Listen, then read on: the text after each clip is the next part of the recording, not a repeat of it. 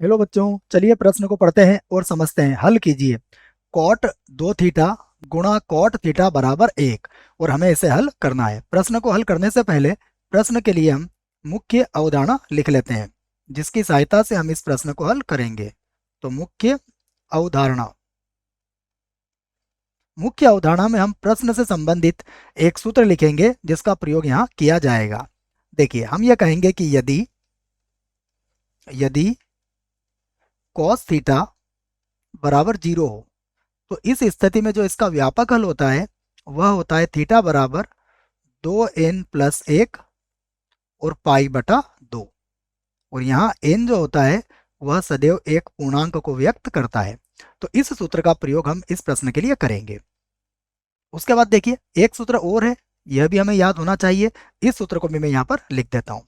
हमें पता है cos A cos B minus का साइन ए साइन बी, यह बराबर होता है कॉस ए प्लस बी के। तो इस सूत्र का प्रयोग भी हम यहाँ पर करेंगे। तो देखिए, अब प्रश्न में जो समीकरण दी है हम उसे लिख लेते हैं। तो जो समीकरण दी है वो क्या है? समीकरण ये है कॉट 2 थीटा और गुणा कॉट थीटा बराबर 1। हम जानते हैं कॉट किसके बराबर होता है? कॉस बटा साइन के। तो हम इसको लिखेंगे कॉस 2 थीटा और बटे में हो जाएगा साइन 2 थीटा। उसके बाद गुणा, देखिए इसे लिखेंगे कॉस थीटा और बटे में होगा साइन थीटा और बराबर कितना हो जाएगा? 1। देखो, तो इसको इधर 1 से गुणा कर देते हैं।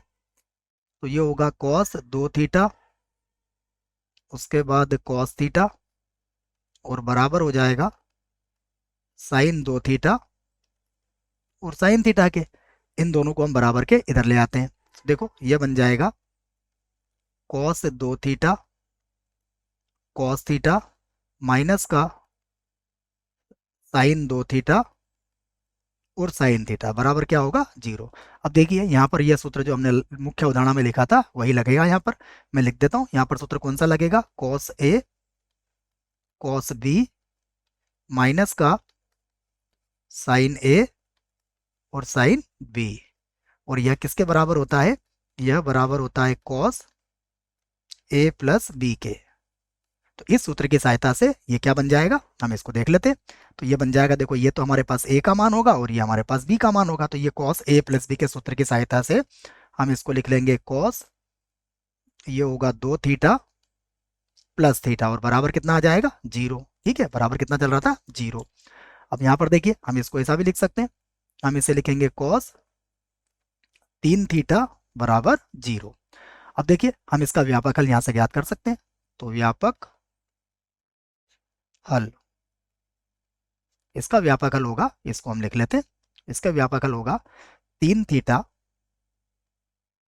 बराबर 2n+1 और क्या हो जाएगा? पाई बटा 2। यह सूत्र मैंने आपको लिखवा दिया है व्यापक हल के लिए। क्या है सूत्र? हम जानते हैं यदि कॉस थीटा बराबर 0 होता है तो इसका व्यापक हल का सूत्र होता है थीटा बराबर 2n+1 और पाई बटा 2, जहाँ n क्या होता है? सदैव एक पूर्णांक होता है। इसको हमने मुख्य अवधारणा में लिख लिया था। तो यहाँ से हम थीटा का मान निकालेंगे। तो थीटा बराबर हो जाएगा 2n+1 और देखो 3 जब बटे में आएगा तो कितना बन जाएगा? पाई बटा 6 होगा। और यहाँ पर n सदैव क्या होगा? पूर्णांक होगा। और यही हमारे प्रश्न का उत्तर है। आशा करता हूँ आपको इस प्रश्न का उत्तर समझ में आया होगा। धन्यवाद।